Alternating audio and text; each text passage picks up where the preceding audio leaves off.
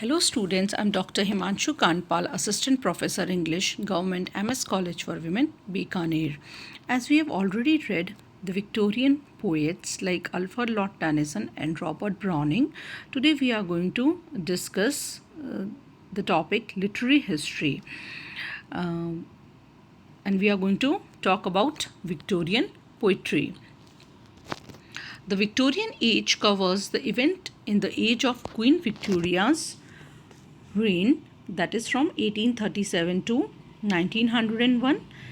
The England of Queen Victoria was very different from the England of past centuries.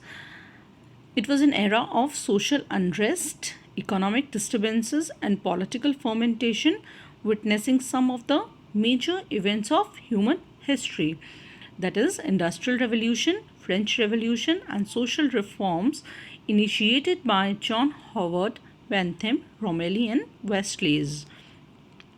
So, democracy, industry, commerce, and science seem to be hurrying the nation out of its charted course into an unknown sea.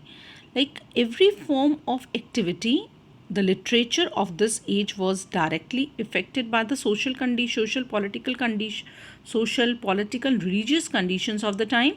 The reading public increased by leaps and bounds as education was extended and books and periodicals were cheapened. So, two factors profoundly affected the literature of this age: the germination of seeds of democratic ideals and emergence of a scientific outlook. The publication of Darwin's canonical text infected the poetry with the spirit of scientific observation and philosophical analysis. The scientific outlook changed the mental makeup of people of Victorian age, and it became trendy to show a spirit of inquisitiveness and to express doubts.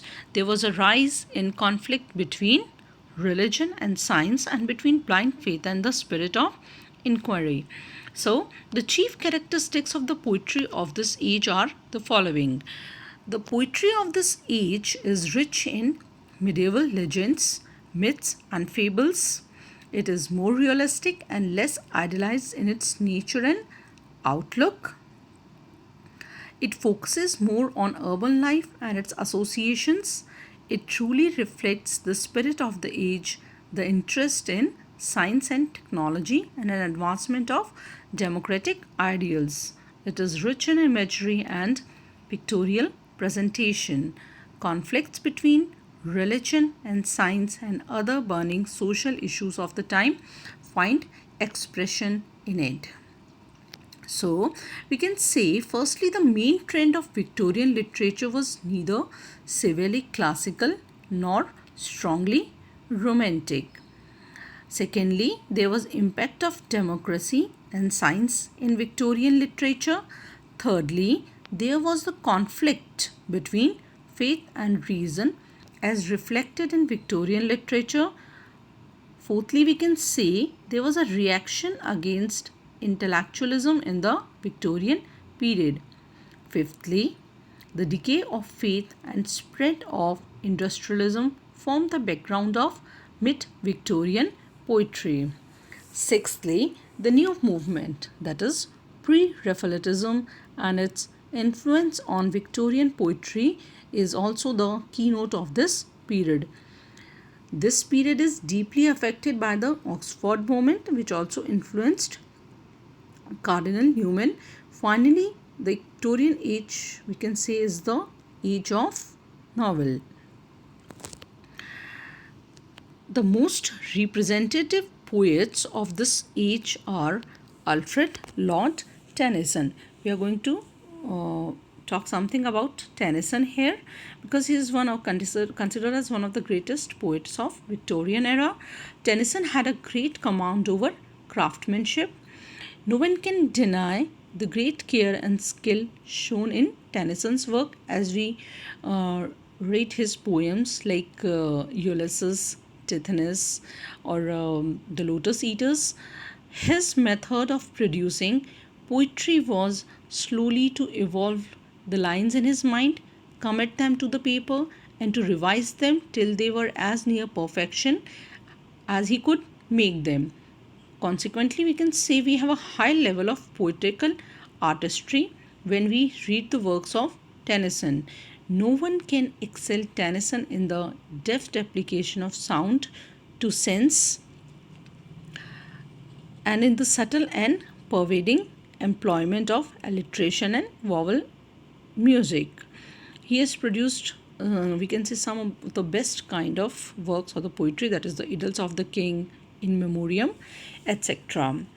Now, secondly comes another famous poet of the age, that is Robert Browning.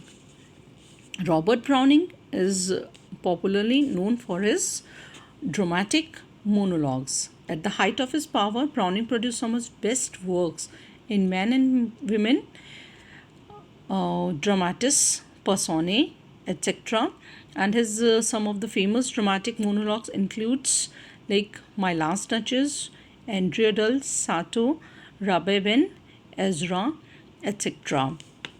So we can say the robustness of Browning's nature, its courage, its abounding joy and faith in life make his works a permanent storehouse of spiritual energy. We can say Browning's genius was fundamentally dramatic.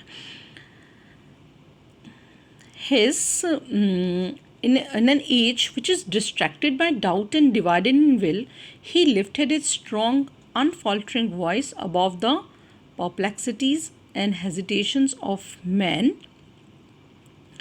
So, he is considered as one of the greatest writers of Victorian era.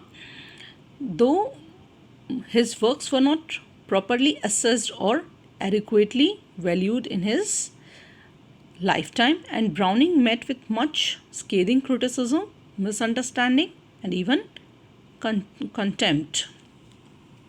Next comes Elizabeth Barrett Browning, George Meredith, and Matthew Arnold. Here we are going to talk something about Matthew Arnold also. Matthew Arnold had a very high and glorious conception of the essence and destiny of poetry, conception far higher than the customary one. According to him, poetry has higher uses, higher destinies, and higher allegiances than those in general men have assigned to it. He feels that poetry is not merely the criticism of life, it is also the interpreter, the consoler, and the sustainer of life, for it is nothing less than that the most perfect speech of man, that in which he comes nearest to being able to utter the truth.